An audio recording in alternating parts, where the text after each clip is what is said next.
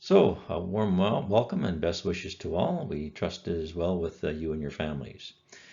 We are trying something new, clearly, with this YouTube presentation. We wanted to bring everyone up to date, stay connected. COVID-19 has been a bit of a challenge that way, but we're trying to bring it back.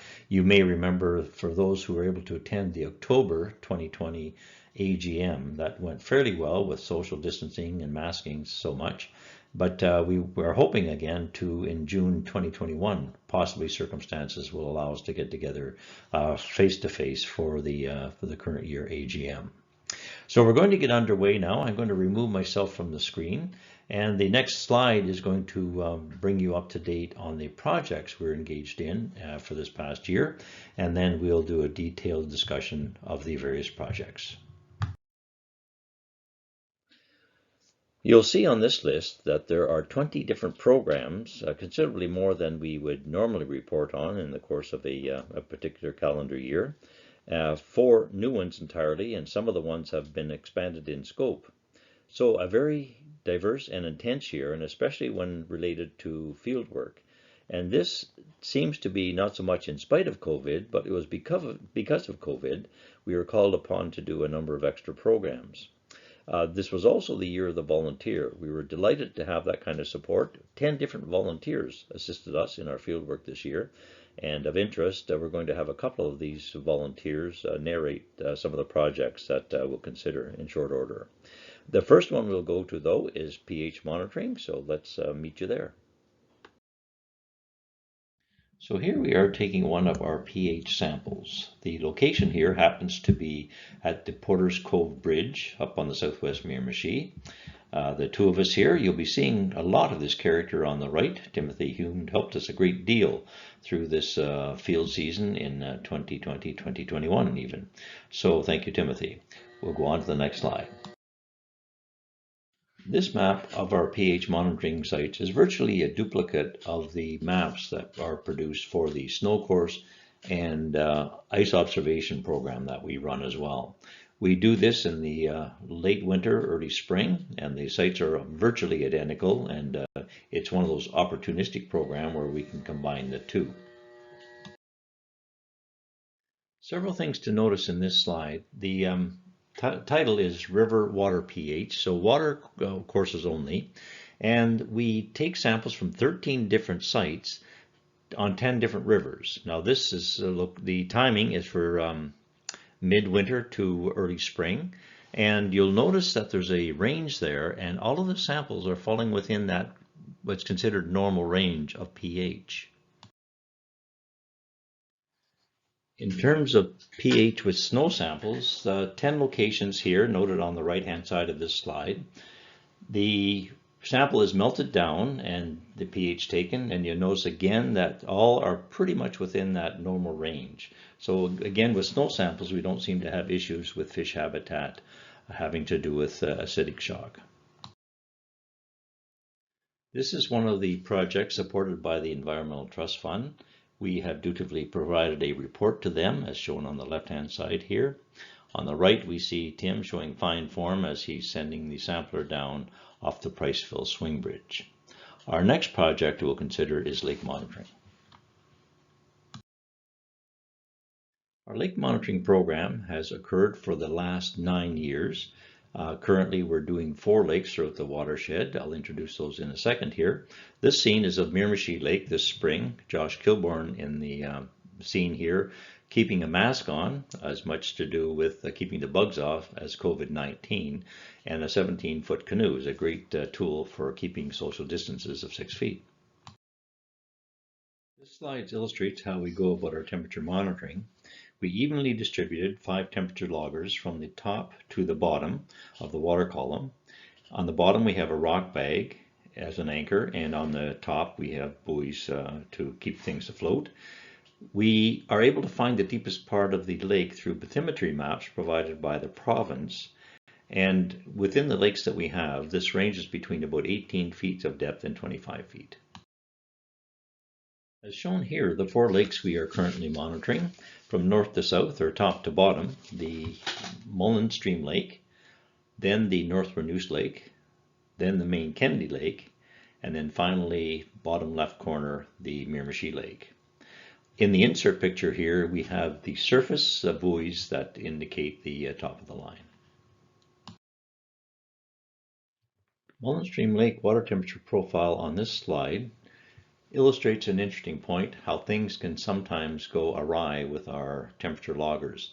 The temperature demonstrated here on temperature logger number 5, which is supposed to be at the bottom, is clearly out of whack. It would not perform in this fashion, and so we have to eliminate that data from the slide. The slide also shows the very warm summer that we've had, with peak surface lake temperatures of 25.902 degrees Celsius, which is a very warm condition, and a lot of the loggers showing very similar warm conditions, although not quite as extreme as the surface temperature. Here the temperature loggers on the main Kennedy Lake seem to be behaving as we would expect. Earlier in the season we have the stratification as shown here.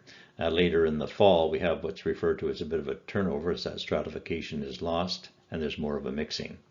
Again, very high temperatures, even higher than Mullen Stream Lake here, with a peak of 26.488 degrees Celsius. Not great habitat conditions for the cold water fishes that we love on the Miramichi. Here on the North Renoose Lake, we have a very similar profile as to what we just looked at on the main Kennedy Lake, not surprisingly, when the temperature loggers behave. We have the stratification earlier in the season, about late summer to fall, we get a turnover, and again, only marginally cooler than what we saw on the main Kennedy. Contrast these last two slides with what we're just going to look at now on the Miramichi Lake. So here on the Miramichi Lake, notice the beautifully stratified conditions that the fish would enjoy, especially for those cold water loving fishes that would hang around the bottom of the lake. And we start to see it come together again, probably due to a fairly major wind event in the late August, early September, when the stratification is lost and that turnover occurs. But what a contrast we have here to what we saw on the previous slides. Because of the interest and even controversy around the Miramichi Lake over the last decade, DNR developed this beautifully done bathymetry map that helps us to see where we would go about doing our temperature monitoring on this particular lake. And you see from this example that the 25-foot mark here, this corner of the lake, is the logical place to put our temperature loggers. And finally, the lake monitoring report shown on the left here, and this is our deliverable to the Environmental Trust Fund. On the right-hand side of this picture, we have the pendant, the temperature logger, that is distributed throughout these various lines. We'll now turn over to Vlad, who's going to consider our real-time monitoring stations. Water temperatures are becoming more and more of a concern to river managers, and especially those in areas with cold water fishes such as Atlantic salmon and brook trout. In recent years, the management regime on the Miramichi watershed has included closures of select pools during sustained warm water conditions that persist over several days. This warm water protocol, based on water temperature, has been agreed upon and implemented by Fisheries and Oceans Canada and other stakeholder organizations. Core to this management regime is accurate water temperature readings. This figure illustrates the results of the water temperature for 2020 at the 3 MREAC real-time monitoring stations. Of course, the southwest, Doakdown, Little Southwest Miramichi at Upper Oxbow, and the northwest Miramichi at Weirton. It's a little bit complex there, but we'll break it all down so it's not as cluttered in the next slides. The Southwest Miramichi River real-time monitoring station was deployed on June 18, 2020, and then we extracted it on October 28, 2020. So there was a total of 133 days of data that was captured for this station. The peak water temperature was recorded on August 10, 2020. Temp was 28.867 degrees Celsius. On August 15, 2020, the Symmetrix PS9800, this is the water temperature water level sensor, was replaced with the Hobo little smart sensor temperature. Just prior to August 15, 2020, it was noticed that the Symmetrix PS9800 was floating. Water level readings were inaccurate, so it had to be replaced. The Little Southwest Miramichi Real-Time Monitoring Station was deployed on June 30th, 2020, and then it was extracted November 9th, 2020. So it gave us a total of 133 days of data that was captured for the station. The peak water temperature was recorded on August 10th again, 2020, and it was at 29.121 degrees Celsius. The station functioned flawlessly for the 2020 monitoring season, and they only required just regular routine maintenance, such as changing the desiccant. The Northwest Miramichi River Real-Time Monitoring Station. That was deployed July 2nd, 2020, and then it was extracted November 9th, 2020, for a total of 131 days of data that was captured for the station. The peak water temperature was recorded on August 10th, 2020, at 29.609 degrees Celsius. Again, the station functioned flawlessly, very similar to the Little Southwest in the 2020 monitoring season. And again, it only required routine maintenance, just changing the desiccant. The data continues to illustrate that there is challenging habitat conditions for cold water fishes on the Miramichi and her tributaries. Water levels likewise are challenging due to extended periods of limited rainfall. MREAC has worked very hard with Hoskin Scientific and Upward Innovations to solve the problem where access to the real-time monitoring data that is viewed online would randomly and quite frequently in 2018 and 19 be restricted to the public. The temporary solution in the past was to be extra vigilant, and when it was noticed that the online access to the data was not permitted to the public, MREAC would log into their Data Garrison account and allow public access again. MREAC is happy to report that this issue was resolved by Upward Innovations, and during the entire 2020 monitoring season, there was not a single restriction. The public had access to the data for the entire monitoring season. All this information and more is available in the ETF report that you see on your screen. Just reach out to us and we'll be happy to share this report with you. Now, a few special thank yous. We would like to thank the New Brunswick Environment and Local Government for their continued support for the Real-Time Monitoring Project. A very, very special thank you is extended to Fisheries and Oceans Canada, without whose monetary contribution this project would have been very, very limited in 2020. MREAC also appreciates the permission to install these stations on the Southwest Miramichi at the Miramichi Salmon Club, on the Little Southwest Miramichi at the Upper Oxbow Adventures, and on the Northwest Miramichi on the Sisk's property. Thank you very much. Oh, thank you, Vladimir. Next, we turn our attention to some sampling we've been doing for quite a number of years now on Napan's River and White's Brook. Very handy to us here on the city of Miramichi, actually some of it within municipal boundaries. As the slide would suggest, I'm holding the sample at arm's length, and I've got that rubber glove right up to the shoulder. The water quality I'm taking from this particular discharge is very poor. So this is the one situation in the Miramichi where we have a very significant water quality issue with a focus on White's Brook. Here is a watershed map of the Napan River, which includes White's Brook. So the main branch of the Napan running along here, and the White's Brook discharge, it's parallel with the Napan, and it runs kind of parallel from this point up and then until it enters the Napan right about there. These various markings here are the sample locations that we use on both these systems, the Napan and White's Brook. This slide provides some interesting information, demonstrating quite clearly that the problems are concentrated on White's Brook. Each of these 4 elevations here, as shown, are on the White's Brook stream and not on the main branch of the Napan. All the ones that are acceptable within water quality standards are on the Napan main branch. So, demonstrating clearly that the problems remain with White's Brook. But notice also that the outfall left is the actual old storm sewer from the Chatham Forces Base, now Sky Park. And on the right of that is the old sanitary sewer, which is basically dried up, and we have very little coming from it, and it's not a water quality problem. The point being, there seems to be serious infiltration into this old storm sewer coming from Sky Park. So these are the results of the Whitesbrook data for the last 9 years, going from 2012 to 2020. And you see there's a real persistent and consistent problem with the water quality at Whitesbrook, and especially so from the outfalls and the storm sewer in particular. So at this point, it really is an issue that belongs to the city, but we hope that something can be done ultimately to improve the water quality in Whitesbrook. Here's the report we delivered to the Environmental Trust Fund on Napan River and Whitesbrook, sharing the same discussion of water quality that you've just looked at.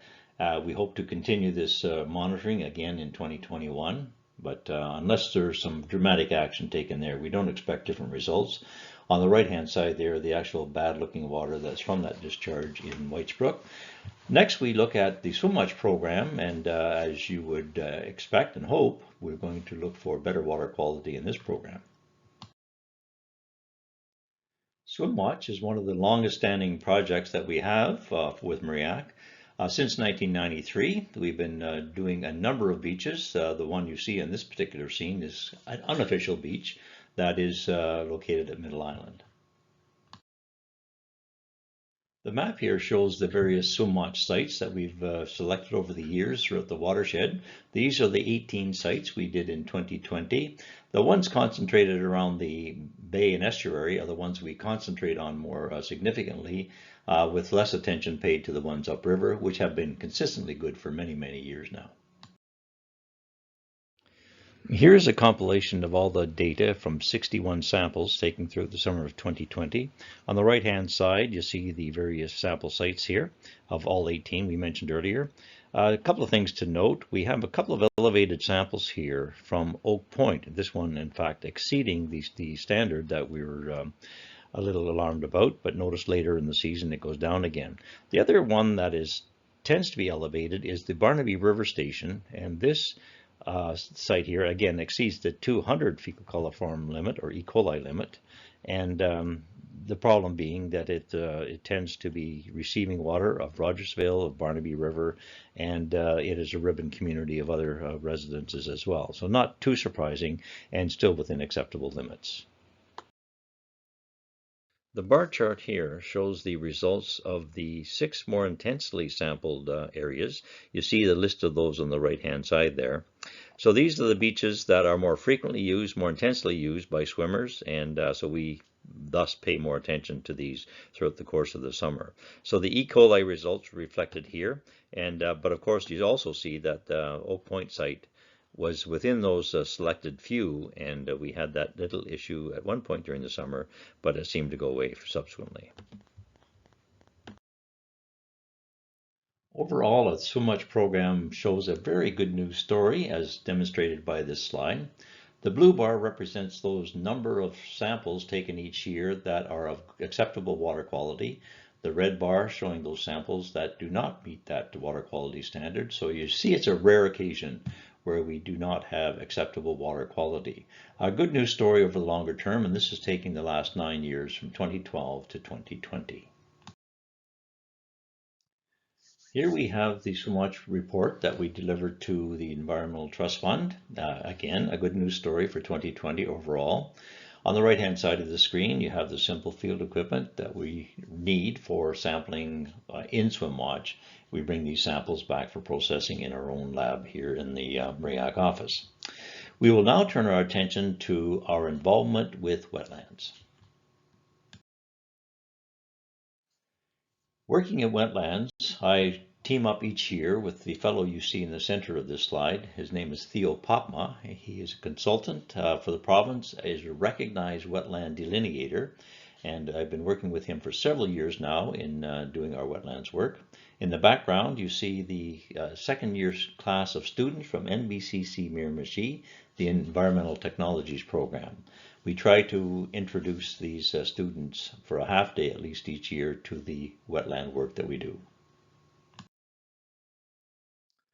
So Theo here is looking at the botany at a wetland site, and he is taking a rest, giving me a breather.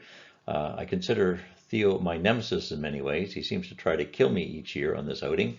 This is a very physically challenging activity, wetland delineation, and I'm put through the paces every time I join up with Theo on that.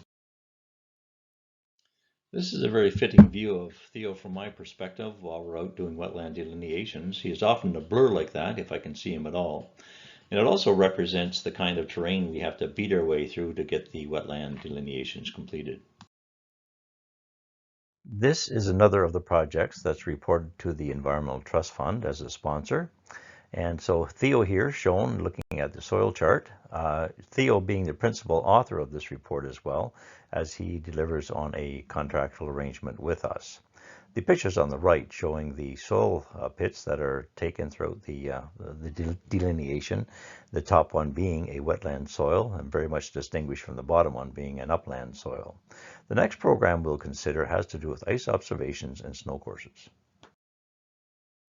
The next few slides discuss two companion projects, one being the snow course monitoring and the other being ice observation.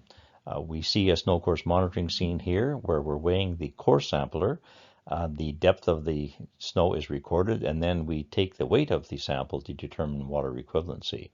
So we'll first start to discuss the snow courses in the next couple of slides. The snow course locations on this map show MREAC's contribution to the province-wide snow course monitoring program. We conduct snow monitoring in 9 courses as illustrated here. 8 of these widely distributed on the Miramichi to get some good distribution and some good averages. The 9th one, as you will see here on the bottom right corner, is actually a station in Kent County in my backyard, which is quite convenient and something the province wanted to achieve as well. So within each of these courses, we have a number of stations, usually 5 or 6, and that allows for a more reasonable average within each station to contribute to the provincial data. So looking at a long-term data set, we have the last 6 years of snow course here, and you'll see how different the current year is from the other years. Relatively light snow load, as we would suggest, beginning very late in the season, actually the beginning of March, and a very precipitous increase in snow, and then an equally precipitous decline. Compare it to the other years. We had a banner year in 2019 with snowpack, but this is an exception. The previous year was a bit heavy as well. So we're just about to wrap this up, and the data is already into our province. And we're not going to have much of a risk this year with either the snow course or the ice jamming, it would seem, based upon the type of year it's been.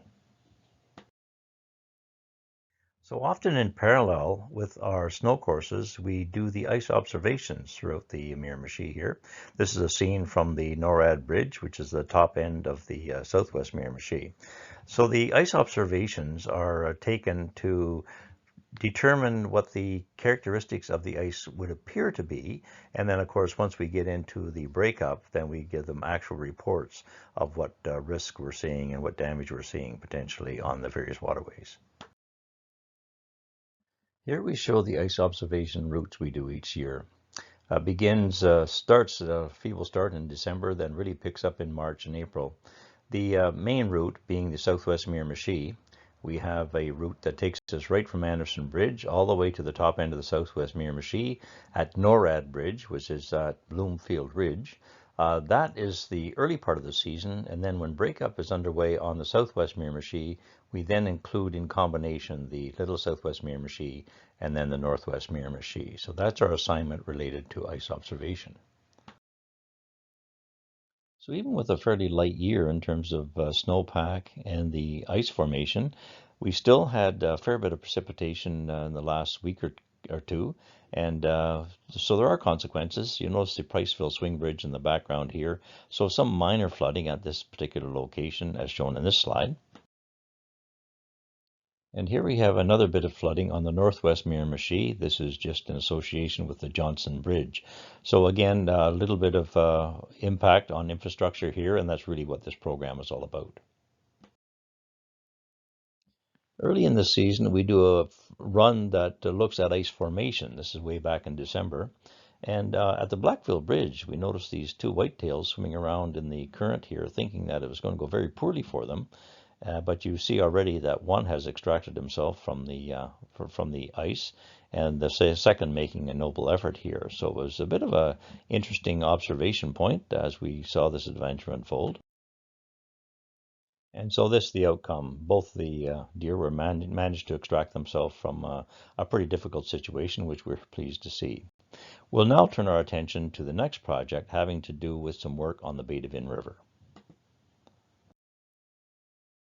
So here we introduce a project on the Betavin River. This year, with sponsorship from the Atlantic Salmon Conservation Foundation, we got to produce the Atlantic Salmon Conservation Strategy. So we will get into the details of that. There's a bit of a background for this activity for 2020 in that in 2013, on the left-hand side here, you see the Atlantic Salmon Habitat Assessment for the Betavin River.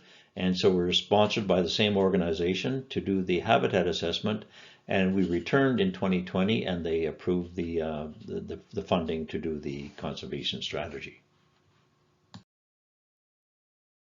This slide outlines the watershed that is the Betavin River.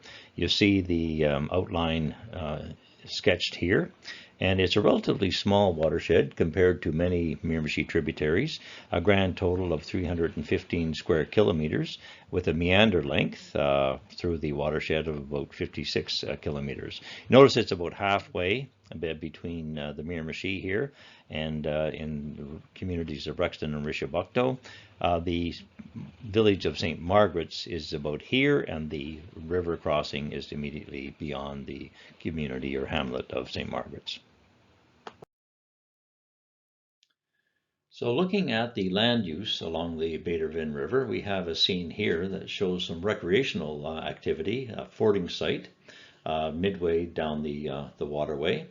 When you think in terms of camps and cottages or residents, relatively few, all considered. Some full-time residents down on the bay, at the lower part of the river, and in the top end of the river, we have some agricultural activity in the headwaters near Rogersville. The main economic pursuit along the waterway would definitely be forestry, but that doesn't seem to be heavily subscribed at the moment, at least. But there are clearly impacts from this activity. The tributary stream you see here is one of the larger tributaries to the Betavin River. This particular tributary draining the St. Margaret's community. The infrastructure in the background almost certainly leftovers from the DND base that used to be St. Margaret's when it was an early warning station. That stream is no doubt still the receiving waters of the base, but this infrastructure has fallen into disrepair. Arriving on the tidal waters of the Betavin River, it goes for about 8 kilometers, this tidal influence up the Betavin. Commercial fishing activities conducted here. Some of you know Brian Kelly, a commercial fisher, and this would be his gas burrow traps on the bay there. Despite the fact that we have some resource background from 2013 activity doing the habitat assessment, we continued in 2020 to do some additional monitoring. We did some temperature monitoring in the streams, but we also did some electrofishing. And in this case, we contracted Rod Curry and his daughter Kate to do some electrofishing for us, and the MREAC team here supporting him. We also benefited from the support of a volunteer on this particular project. This happens to be my son, Neil Collins, and Neil here following up our electrofishing team by collecting the stunned fishies. So the collection of fish you see here is from one of the 2 electrofishing sites we did in 2020. The tally of especially fry and par was not large from either site. In fact, the total between fry and par was 30 for both sites. The reasons why? Well, Rod has a relatively simple answer to that. He thinks there's relatively few spawners.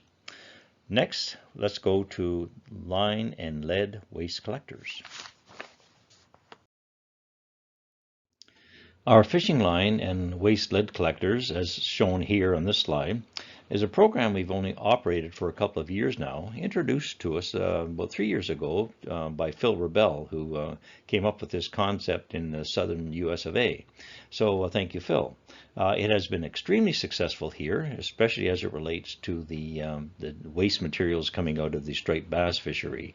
And we had fine support not only from the Wildlife Trust Fund, but also the City of Miramichi. This map showing 14 different locations where we place these particular line and lead collectors.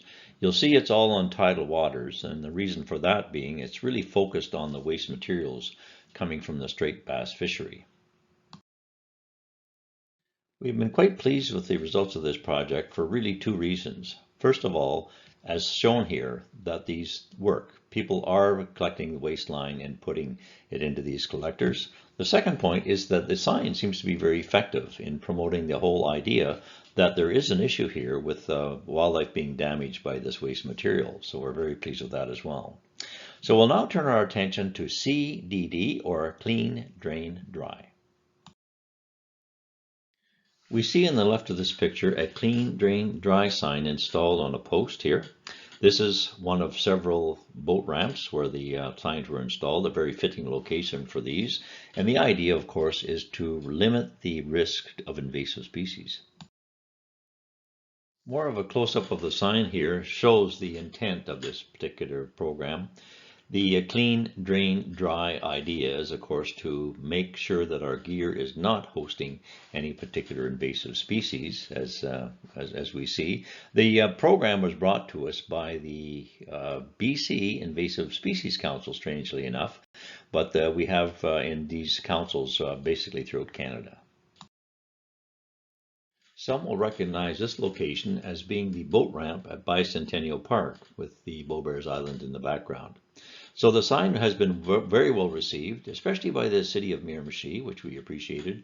They've installed the majority of those signs on our behalf, and so we hope they do the job of reducing invasive species threats. We'll next turn our attention to the Riverwatch program for 2020. Riverwatch in 2020 was a very low-key affair. The reason for that is, for the last several years, it really hasn't been sponsored by any funding agency. However, it still persists, and in this case, we have an illegal dump site located on the North Black River Road, and you'll see that debris off to the left. So at this same site, you see the volume of debris starting to show its ugly head here, and we despair constantly at the ignorance associated with this practice. The Department of Environment and Local Government has been informed and engaged at this particular site, but of course the site is investigated but not cleaned up. So here the major concern is the proximity to the Black River where this debris was deposited. So very concerning once again. I enjoyed the term coined by one of the scientists thinking about people with this kind of mentality. In this case, a litter bug, the taxonomic name would be Swinus vulgaris. I think that's most fitting. So this is the only Riverwatch slide we will have. We get a number of calls throughout the course of the year that we address, but we usually end up directing these to the appropriate jurisdictional agency. So we'll next turn our attention to the next program. We've been engaged in the seagrass.net program for about 5 years now, ever since we had Dr. Fred Short come as a guest speaker to MREAC and introduce this program to us. So it is an international program conducted throughout the earth, and hence the term seagrass as opposed to a specific taxonomic name. And we have been delighted to be part of that. We conduct 2 of the seagrass sites in the local area. There's a third one we support in Tavistock, and now there's an additional one on the Richibucto that we assist with. This is the first seagrass station we established about 5 years ago, and this is down at Oak Point.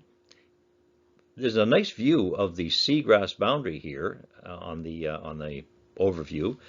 This happens to be eelgrass, or Zoster marina, and we have the 3 lines here in respective distances from the shoreline, just within that boundary. And so this is A line, B line, and C line. We establish monitoring programs along each of these lines. The second seagrass site we established was here on Bardybog Island. This over here being McDonald Farm, so right at the mouth of the Bartybogue River, which is just around the corner here. The station here is unique in the sense it is widgeon grass site, or Rupia maritima, instead of the eelgrass, which is far more common throughout the bay. And this has to do something about this very sheltered cove that this station is within. As a third site that MREAC is funded to conduct, we have a station now down on the Richibucto River. This is an area familiar to me in that I used to live temporarily at that particular cottage on Richibucto Harbor. Now the site here is similar, a slightly condensed site. Again, we have the same species of eelgrass that is monitored here, and so this is just beginning that data set on the Richibucto Bay. So here we are with an action shot. We spend a lot of our time underwater or snorkeling through the water. We have a canoe in the background. We're taking notes, as you see, from this young lady's support. The canoe basically is used as a working platform. It has little utility otherwise. This picture illustrates why we spend a fair bit of time in mask and snorkel. We have a quadrant here. This happens to be on the sea line, but 36 in total in the entire seagrass bed. Each of these quadrants gives you some indication of the relative health of these particular stations. And in total, it gives us a pretty good picture of the health of the overall seagrass bed. So this data is sent to the Southern Gulf of St. Lawrence Coalition on Sustainability, who happens to be our sponsor. So appreciating that particular sponsor for this ongoing program.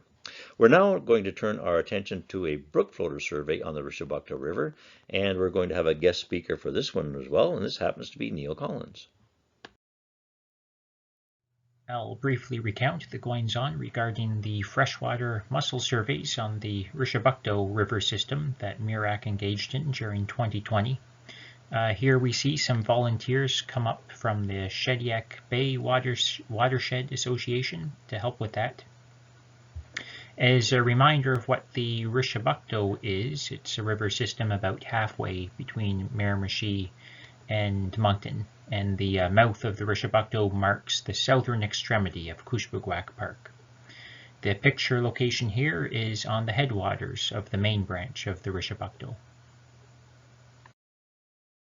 Here's a funny-looking volunteer on the Coal Branch River. The Coal Branch is one of the main tributaries of the Richibucto River. I'm wearing a vest on this occasion because it's moose hunting season and I don't wish to be mistaken for a moose. Beside me is the river bottom viewer, but most of the time the lighting conditions were such that we were able to see the bottom of the river without difficulty. Nevertheless, we carried those with us. In red here, we see the survey locations on the Richibucto's main branch. To get your bearings, note that this is the Highway 126, taking you from Miramichi off up to the north, down to Moncton, off down to the south. This is the main branch of the Richibucto River here. A little closer to the coast here we have the headwaters of another main tributary to the Richibucto River called the St. Nicholas River, which you see here. We had a survey location on the west branch of the St. Nicholas, and here we have some survey stretches on the south branch of the St. Nicholas. Each survey is a time search of 4 hours for one person, only half that time if there are 2 people, and so forth. Like what happened with the South Branch here, sometimes a single timed search will need to be split up into 2 or more locations because you'll be walking up the river and suddenly you encounter a beaver dam. And the water above that dam is too deep to conveniently conduct your search. So in this case, we did part of our time search here, hit the dam, had to abandon that location, and went down to the next convenient access location to continue our timed search on the south branch of the St. Nicholas River. And a little closer to the coast still, we have this little tributary to the north of the Richibucto called the St. Charles River, where we also searched for freshwater mussels. Coming around to the main point of all of this, the results of our search on the Richibucto system were that, as of yet, we have not found any brook floaters on the Richibucto. We have found two other species on the Richibucto system. On the right-hand side of this picture, we have some eastern elliptio, and the two on the left are examples of the margatifera, or the pearl shell freshwater mussel. On the left, we see the title page of the report that was delivered to the Wildlife Trust Fund, and the maps on the right demonstrate two typical reaches of these timed searches. In all, 7 different waterways on the Richibucto system were surveyed. Next up in the presentation, we'll be talking about the Juvenile Bass Survey, and I believe that this will take us back to the Miramichi River system.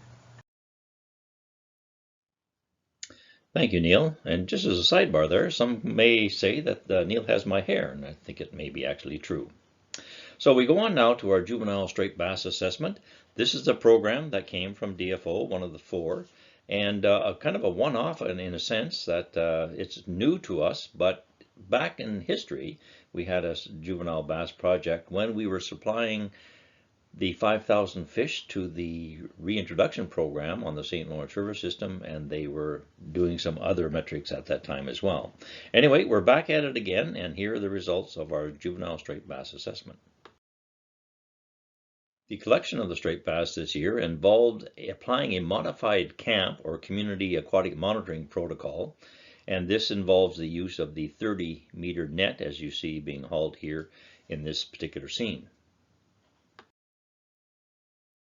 Here we see an occasion where we got an outstanding catch of juvenile bass, and on other occasions, we came up short of getting bass, but that's not surprising, being as we're targeting a schooling fish here. And so we have a pretty good picture of not only the numbers of bass, but also the distribution of bass within the estuary. Some detailed metrics were taken at each of the beach seining sites. In this case, we were doing measurements of weight of up to 25 striped bass if we got them, and then we did some length studies as well of the same number of bass. So this particular specimen is doing very well lengthwise. You see he's already at 9 centimeters at length. Rod Bradford, former DFO biologist on the Miramichi, suggested that if a juvenile bass did not reach a limit of 10 centimeters by the time winter struck, then the chances of survival were remote. This fellow seems to be well on its way. So we finish here. We have delivered the requisite spreadsheets to DFO from our 8 beach seining outings, and so the data is in, the project is complete. We may or may not be getting into this next year. The expectation is that we will likely do that. So next we're going to look at ancestral oysters. What, you may ask, is an ancestral oyster? Back in the 1950s, there was a disease out of PEI called the Malpeque Bay oyster disease that decimated 99% of the American oysters in Atlantic Canada. The feeling was in that 1%, there may be ancestors that have that special genetic characteristic that avoided that particular disease. That was the focus of our search on behalf of DFO. So we're contracted by DFO to look for these oysters. 2019, we did a few sites on the Miramichi River system. This year, we were asked to do 2 sites, one on the Miramichi, the second on the Richibucto River. The slide you see here is the oysters we were able to collect at Brown's Yard on the Richibucto. In this slide, I partner with Serge Gaudet, who is available to take me up to Brown's Yard, which is pretty much at the head of tide on the Richibucto River. The feeling was that if there's ancestral oysters available, they may be at the head of tide, somewhat separated from the ones that would have been more impacted by the disease back in the 1950s. And as you can see, Serge at his feet has a number of oysters. So we're finding a measure of success here, and the next slide will show you further. Our research permit only allowed us to collect 60 live oysters, and as you can perhaps tell from this picture, that was not a big problem. My partner in this was Serge Godet, as mentioned. He's an aquaculturalist on the Richibucto River system, and he was blown away by the number of spat on these oysters, and especially so in that it's such a low salinity environment here at the head of tide. So most impressive. I'm not sure what he can do with that, but he was interested in taking note of that. Success on the Richibucto, but not successful on the Miramichi, as it turned out. Our boat and captain turned out to be not available pretty much as winter struck, and we didn't make that trip onto the Miramichi Bay, hoping we can do that in the spring of 2021. Next, we will go to AEI, or Atlantic Ecosystem Initiatives, and a search for nutrients and bacteria.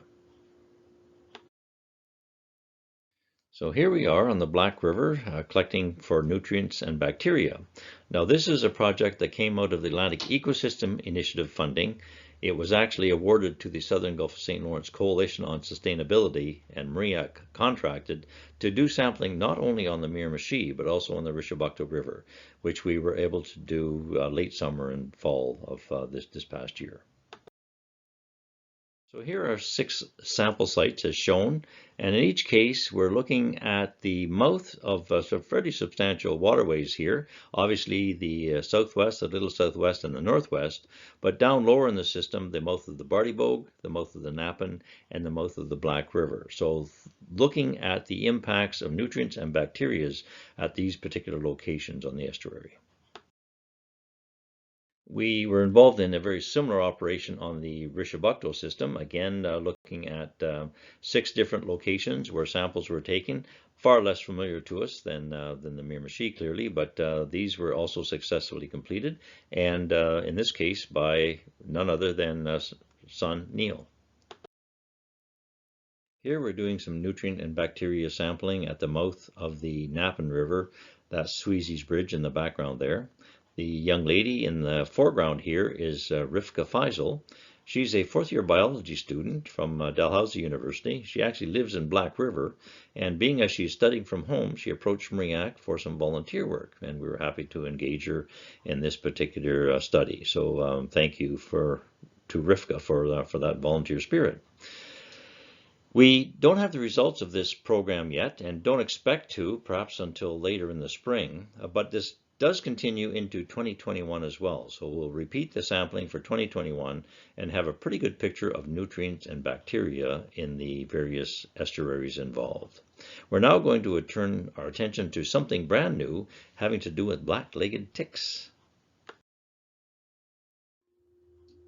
Our volunteer, Timothy Humes, looking a bit like the man from Glad here, but Timothy down looking for insects on this white sheet and wearing his Tyvek suit so he himself doesn't get impacted by black-legged ticks.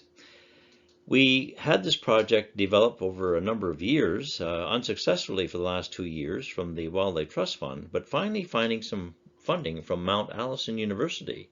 As a background to this, 3 years ago I pulled a black-legged tick out of my upper thigh, and having identified it as such, I went on the requisite antibiotics to prevent from developing Lyme disease because it was a definite risk.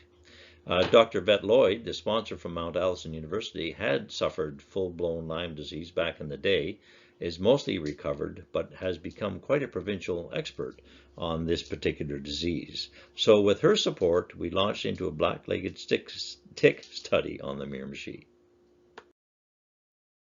Here are the relatively simple tools used in collecting ticks.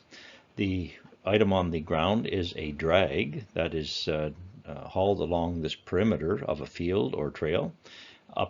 Upright, you see the flag here that's waved against the end of the branches, and likewise it will collect the ticks that may be joined to those branches. This tends to be the areas where you will find ticks, and hence the perimeters of these fields and trails are where we go. So 2 locations once again for this particular study. Down on the Richibucto, we have the sites noted here. And it's a matter of trying to collect your sites fairly close to waterways, because it's often avifauna, some sort of bird life, that will bring black-legged ticks into the area. So the proximity to water is important in this particular study, and in this case on the Richibucto, we were able to be successful in doing that. And here on the Miramichi, with the same principles applied, we selected all of our sites fairly close to waterways, as noted here, and had a few more sites on the Miramichi, but we're again successful in completing the terms of this particular contract. So here we have Timothy Humes in action again, on this occasion waving the flag back and forth among the bushes. And this is the prime type of habitat along perimeters of fields and trails where the ticks are likely to be holding out on the ends of branches, ready to predate on whatever goes by. Interestingly, it's the females that are looking for the blood meal and the ones that will infect you. This is prior to the point where we acquired the Tyvek suits, so we see that we're at some risk here, but happily neither Timothy or I were infected during the course of this study. So this slide brings us down to the Richibucto, and this is on Anbar Farm. Bill and Tammy operate this farm, and I was welcome to do the tick survey along their perimeter. Watching on here is Hank, and off the left of Hank there's two of Tammy's asses. Interesting pair, Bill and Tammy. Tammy has a poster up saying, "Kiss my ass, 25 cents." So it's an opportunity for anyone who might be interested. The other interesting sidebar to this particular occasion was Bill suggested that because he has guinea hens, the chances of getting any insects along the perimeter of his fields was unlikely. And sure enough, apparently guinea hens scoop up all the insects in their foraging, and I've got virtually nothing from the perimeter of his fields. My real purpose of putting this slide in is to prove that I'm more than just another pretty face here. I'm actually engaged in many of these programs, and here you see me in action. But we also summarize the details of this survey in this slide. We covered a total of 14.4 kilometers along various edges, whether here on the Miramichi or in the Richibucto, and we were at 17 different sites. Now, Dr. Lloyd has completed her review of the samples that have been collected. It turns out that no ticks were in any of the sample bags that we delivered. That's not surprising to us, because having collected these, we felt that there were none of the insects were in fact ticks. So we hope maybe we can proceed with this into another year. We're a bit conflicted with the results from this year. Of course, when you're hunting for ticks, you'd like to find ticks, but the good news is that if there are ticks here, and we feel there are, they're certainly at low density.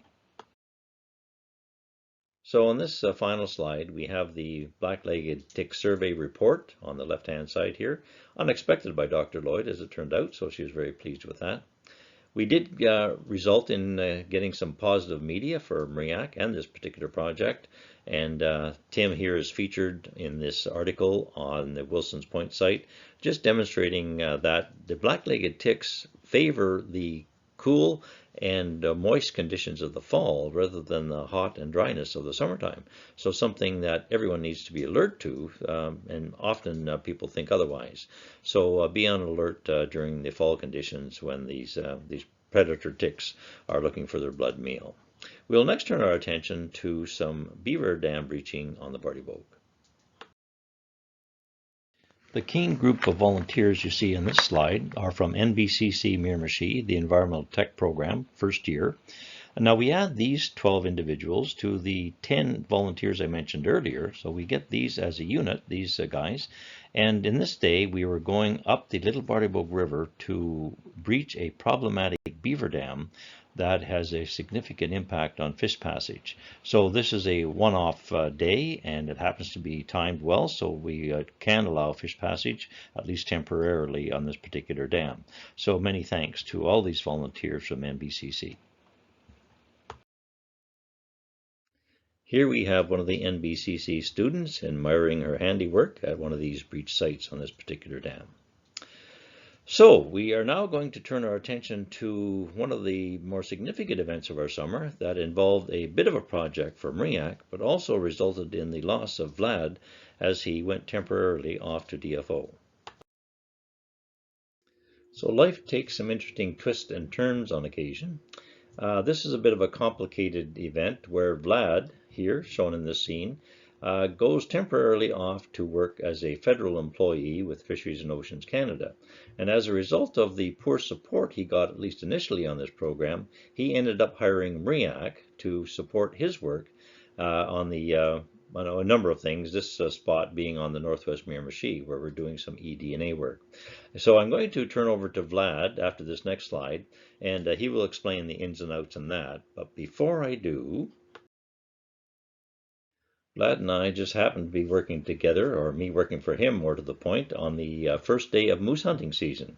And here Vlad and I are just arriving on the banks of the northwest Miramichi River, and lo and behold. So if there's a lesson in this, I suppose it is that one should want to volunteer for MREAC if they want to be a successful moose hunter. I'll now turn the program over to Vlad. This opportunity presented itself last year, and Terry Melanson made a phone call to Harry, talked to him, and then Harry said, "Vlad, you're fired. But good news, I can hire you after you finish with DFO." So I was a field supervisor from September 10th to December 18th. I was mainly there. I was joined by Crystal Jenkins and sometimes Josh Kilburn, and of course I had tremendous help from Harry. Yeah, these Crystal Jenkins and Josh, just wonderful, wonderful, wonderful help. They made my life so much easier. But it was part of the collaborative management. This is Terry Melanson's team.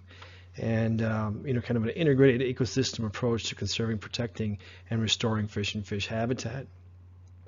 So I looked at 3 projects. There's Brook Floater eDNA collection, and that really was focused on the northwest Miramichi, Renouse River, and Dungarvan. Majority of the sites were on the Renouse River. On the northwest, you see my picture there, that's on the northwest. Some of the locations were extremely hard to get. We're talking about logging roads, then 4x4 trails, and then you're hiking for over a kilometer to get to the river, bushwhacking and all that. Luckily, I had tremendous help from Harry. He was able to navigate and get us to those sites so we can collect the samples. So like I said, majority of the sites were on the Renouse River, some on the northwest Miramichi remote, and then there was just 4 on the Dungarvan River, one that we could not get to. Just no way you're going to get to it unless you do a canoe run downriver, and the water levels were so low that we couldn't do that. So then the second one, projects focused on data logger deployment. There were about 20 loggers. Well, actually, we had 25. We used 20. And so we really scale this.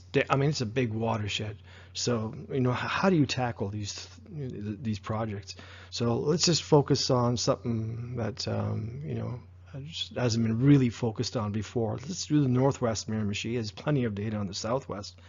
So the data logger deployment, the northwest, what do we do now? Tackle the big contributors?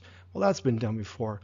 So I was going through the internet and I came across the site that talked about cold water brook closures on the north, and there's some on the northwest. So I thought, well, let's just tackle all the potential cold water brooks on the northwest and that lead directly into the northwest. So that's what we did. We found 20 of them. Some are more remote than others, but there's 20 data loggers right now deployed in these brooks directly feeding into the northwest Miramichi River. And I'm actually really excited to get this data.